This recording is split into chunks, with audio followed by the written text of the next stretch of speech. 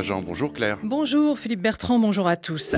Nicolas Sarkozy juge sans fondement la polémique sur l'arrivée de son fils Jean à la tête de l'établissement public du quartier de la Défense. Le chef de l'État vient de s'exprimer sur le sujet après un discours sur la réforme du lycée au cours duquel il a expliqué que la fin des privilèges de la naissance datait de la création du lycée justement. Les réactions vont bon train. France Inter. Nicolas Sarkozy avait-il relu son discours ce matin lors de la présentation de la réforme du lycée?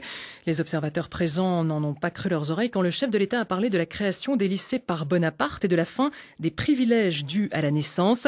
Il faut dire qu'on est en pleine polémique sur l'arrivée de son fils Jean à la tête de l'établissement public du quartier de la Défense. Dans ces conditions, impossible d'éviter la double lecture. Je vous propose d'écouter le chef de l'État. En 1802, Napoléon Bonaparte décida la création d'institutions scolaires d'un type nouveau, destinées, je cite, à accueillir l'élite de la nation. En référence au lieu où le célèbre Aristote rassemblait ses élèves, il choisit donc d'appeler ces institutions des lycées. La création du lycée, c'est le geste fondateur de notre éducation nationale.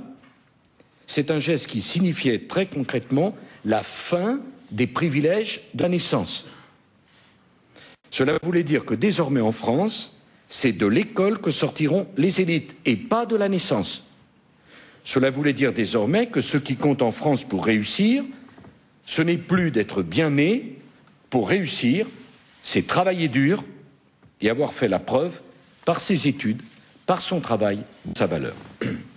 Principe de justice, mais en même temps principe d'efficacité, car quel meilleur critère que celui du savoir et de la compétence pour désigner ceux qui doivent exercer des responsabilités. Alors, à l'heure où le chômage des jeunes explose et où un diplôme à bac plus 4 ou 5 ne garantit plus de trouver un travail, la carrière éclair de Jean Sarkozy, malgré un CV clairsemé, continue de semer le trouble. La presse en est d'ailleurs pleine aujourd'hui et Libération n'hésite pas à titrer « Moi, mon papa, il est président ». Ce matin encore, on a réagi, à droite comme à gauche, à l'arrivée prochaine du fils du chef de l'État à la tête de l'EHPAD de la Défense.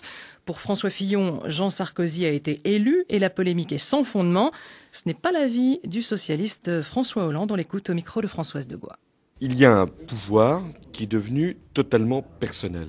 Que dis-je, familial. Il se concentre à un point jamais vu sous la Ve République et avec des méthodes qui sont celles finalement de l'indifférence au jugement public. Comme si tout était permis.